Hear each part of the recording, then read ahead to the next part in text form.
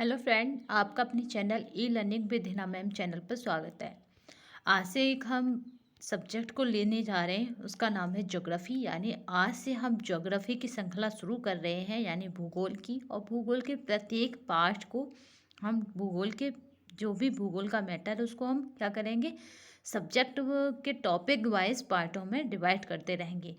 तो आइए स्टार्ट करते हैं। आज भूगोल की पहला पार्ट यानी पहली वीडियोस है। वीडियोस पर पार्ट के नाम पढ़ पढ़ के आपके आगे रखे जाएंगे। तो इसमें आज हम बात करेंगे भूगोल के शब्द की उत्पत्ति की, भूगोल के इतिहास की, भूगोल के पिता की, भूगोल का आधुनिक पिता किसे कहा जाता है यानी इसके बैकग्राउंड की। चलिए शुरुआत करते हैं भूगोल के बैकग्राउंड यानी उसकी हिस्ट्री की। तो अगर हम बात देखेंगे भूगोल को क्या था, ज्योग्राफा शब्द आप देख पा रहे हैं कि भूगोल का ज्योग्राफा शब्द जो है, शब्द का प्रयोग सर्वप्रथम भूगोल के लिए 200 ईसा पूर्व किसने किया था? एरिस्टोनीज ने किया था। एरिस्टोनीज कौन था? यह यूनानी विद्वान था। एरिस्टोनीज ने ज्योग्राफा शब्द अगर पूछा जाए पेपर में कि ज्योग्राफी का जो ज्योग्राफी का शब्द है वो किसने दिया, तो ये दिया अरिस्टोनीज ने। कब दिया? 200 ईसा पूर्व। कहाँ का था अरिस्टोनीज? यूनानी विद्वान था। अब बात करते हैं आगे। इकेटियस या इकेटियस, इस तरह से नामों में थोड़ा सा फेरबदल मिल जाता है हिंदी वर्जन में। तो इकेटियस को भूगोल का पिता कहा जाता है। अगर बात करें हम आधुनिक भूगोल की, तो आधुनिक भूगोल को हम्बोल्ट को आधुनिक भूगोल का पिता कहा जाता है। फ्रेडरिक रेटॉल को मानव भूगोल का पिता कहा जाता है। जो फ्रेडरिक रेटॉल है इनको मानव भूगोल का पिता कहा जाता है। विश्व का नक्शा सर्वप्रथम अनेक्जीमेंडन ने 200 ईसा पूर्व बनाया था। अगर विश्व के नक्शे की बात करें तो जो अनेक्जीमेंडन है इन्होंने 200 ईसा पूर्व बनाया था, जिसको हम वर्ल्ड मैप बोलते हैं। अगर वर्ल्ड मैप की पूछा जाए पेपर में का वर्ल्ड मैप को किसने सर्वप्रथम बनाया, यानी हम जो चीज़ देखते हैं वो किसी न किसी ने बनाई है, तो सर्वप्रथम किसने बनाया वर्ल्ड मैप, तो यह है अनेक्जीमेंडन ने बनाया 1600 ईसा पूर्व में। अब बात करते हैं नेक्स्ट पॉइंट पे। भारत का नक्शा सर्वप्रथम, विश्व का नक्शा अनेक्जीमेंड है, तो भारत का नक्शा 1752 में एनविले है। वहाँ पे भी ए है, यहाँ पे भी ए है। एक चीज़ हमें याद रखनी है, ये है एनेक्जीमेंडर और ये है एनविले। छोटा नाम है, छोटी जगह का नक्शा। यानी भारत का नक्शा किसने बनाया? 1752 में एन विले ने बनाया। विश्व के नक्शे पर भारत को सर्वप्रथम टॉलमी ने प्रथम शताब्दी में दर्शाया। अगर बात करी जाए कि जो विश्व का नक्शा था वह भारत को किसने दिखाया, तो वो थे हमारे टॉलमी महोदय। इन्होंने दिखाया प्रथम शताब्दी में। विश्व में पृथ्वी को सर्वप्रथम गोलाकार किसने कहा? अरस्तु ने। अरस्तु महोदय ऐसे हैं जहाँ जिस भी आप सब्जेक्ट को पढ़ते हैं 99% अरस्तु हमें मिल ही जाते हैं। भूगोल को ज्योग्राफी कहा जाता है, जो लैटिन भाषा का शब्द है। ज्योग्राफी 2 शब्दों से मिलकर बना है। जो भूगोल है उसको इंग्लिश में ज्योग्राफी कहते हैं। ज्योग्राफी खुद में क्या है? 2 शब्दों से मिलकर बना है। ज्योग्राफी यानी जौ का अर्थ होता है पृथ्वी और ग्राफी का अर्थ होता है आपका वर्णन करना। जहाँ पे भी ग्राफी लगा हो तो समझ लो वो आगे वाले शब्द का वर्णन कर रहा है। तो जो का अर्थ है पृथ्वी और ग्राफी का अर्थ है वर्णन करना। इस प्रकार ज्योग्राफी का अर्थ है पृथ्वी का वर्णन करना।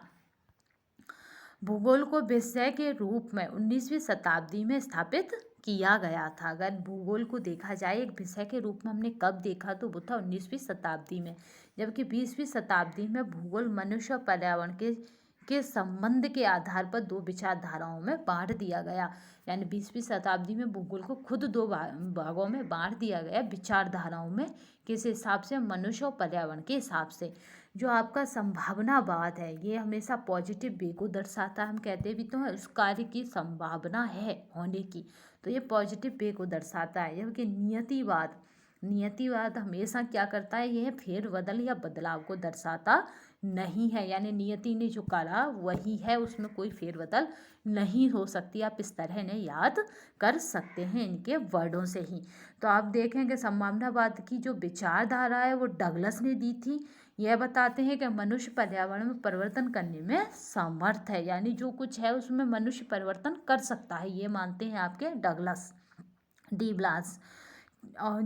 मनुष्य स्वयं बना सकता है, अपने नियम क्या कर सकता है, मनुष्य स्वयं बना सकता है। जबकि नियतिवाद क्या कहता है कि मनुष्य अपने आप कुछ भी नहीं कर सकता, मनुष्य कोई फेरबदल नहीं कर सकता, ये कहते हैं। इसके मानने वालों में अगर हम देखें नियतिवाद विचारधारा को कौन कौन मानते हैं, तो वह है आपके रियटर, फ्रेडरिक रेटजेल, ये 3 विचारक हैं जो क्या हैं, नियतिवादी विचारधारा को मानते हैं भूगोल में। इनके अनुसार मनुष्य के सभी कार्य प्रकृति से निर्धारित किए गए हैं, उनमें मनुष्य कोई परिवर्तन नहीं कर सकता।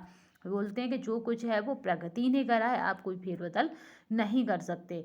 नेक्स्ट चलते हैं, इसमें देखते हैं वर्तमान में भूगोल के 2 भागों में बांटा गया है। जो वर्तमान में भूगोल है जिसे हम पढ़ते हैं उसको 2 भागों में बांटा गया है। पहला आपका भौतिक भूगोल, दूसरा आपका मानव भूगोल।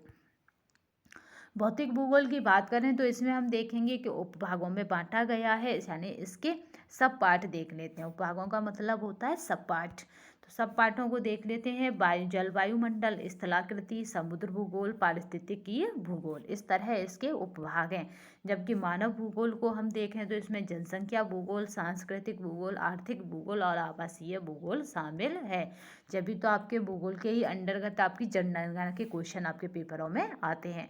पृथ्वी को 4 भागों में बांटा गया है। जिस पृथ्वी पर हम रह रहे हैं उसको भी 4 भागों में बांटा गया है। पहला स्थल मंडल, दूसरा जल मंडल, तीसरा वायुमंडल और चौथा आपका जैव मंडल है। तो यहाँ पे हम अपनी पृथ्वी की जब संरचना पढ़ेंगे या पृथ्वी के बारे में पढ़ेंगे तो हम पूरा डिटेल में पढ़ेंगे इसके पाठों को। अब देख लेते हैं हम स्थल मंडल, यह पृथ्वी की स्थिति, आकृति और संरचना का अध्ययन है। जो स्थल मंडल है वो क्या है, पृथ्वी की स्थिति, आकृति और संरचना का अध्ययन है। यानी पृथ्वी की आकृति कैसी है, स्थिति कैसी है और उसकी संरचना यानी स्ट्रक्चर कैसा है, इसका क्या है, स्थल मंडल है। देखते हैं हम महाद्वीपीय व्यवस्थापन सिद्धांत। जो महाद्वीपीय व्यवस्थापन सिद्धांत है आज हम उसके बारे में देखेंगे। ये मोस्ट इम्पोर्टेंट है। जर्मनी के अल्फ्रेड वेगनर ने महाद्वीपीय विस्थापन सिद्धांत 1912 में दिया।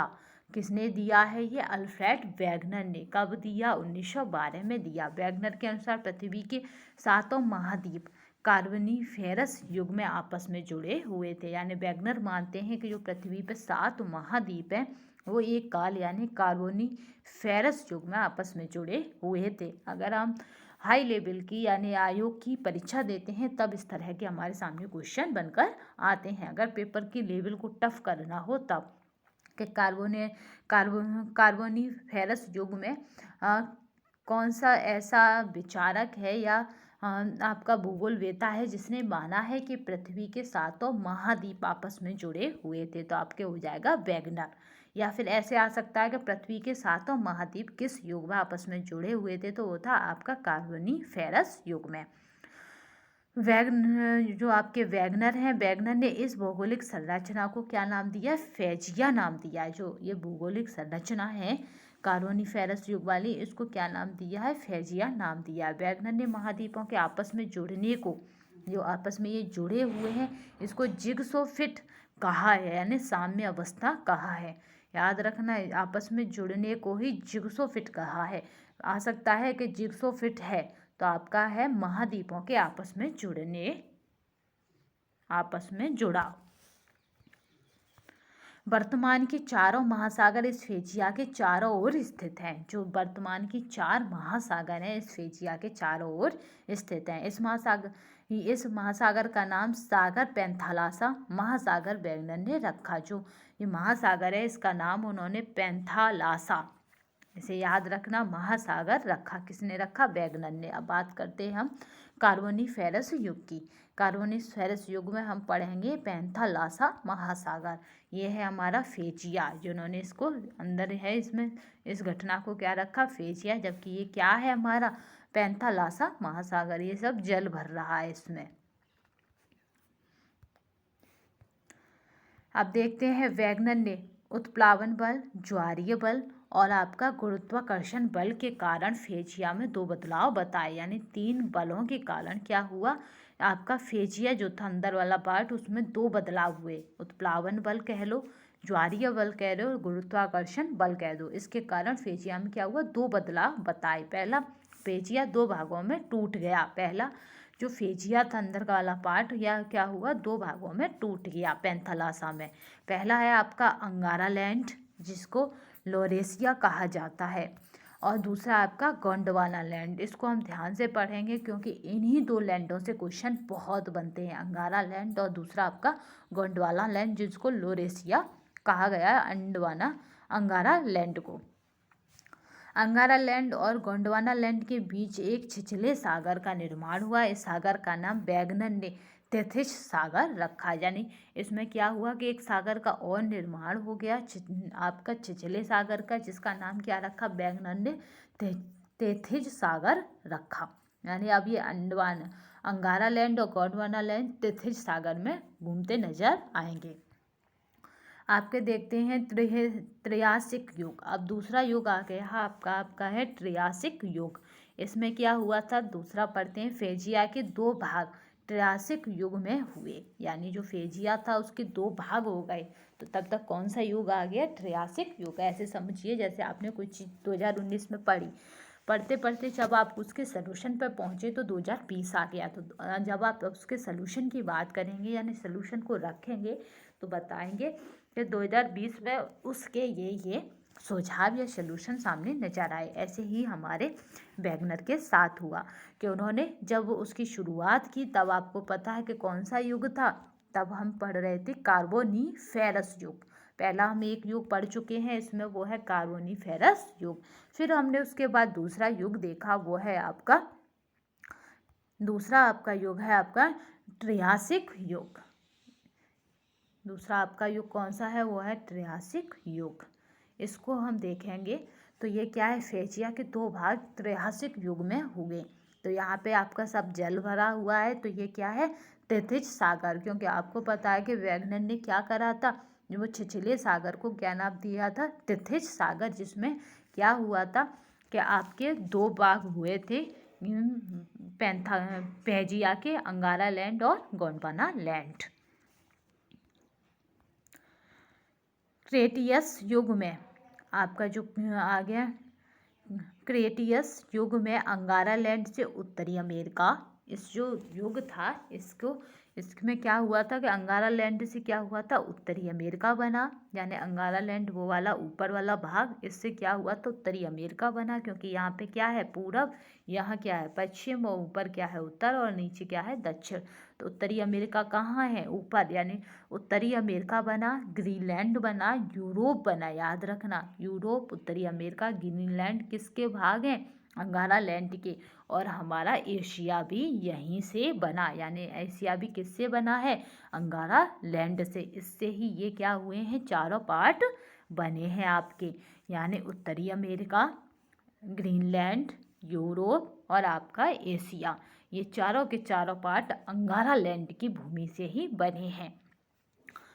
नेक्स्ट चलते हैं, जबकि गोंडवाना लैंड से, यानी ये नीचे का आपका दक्षिणी वाला पार्ट, इससे बनी दक्षिणी अमेरिका, अफ्रीका,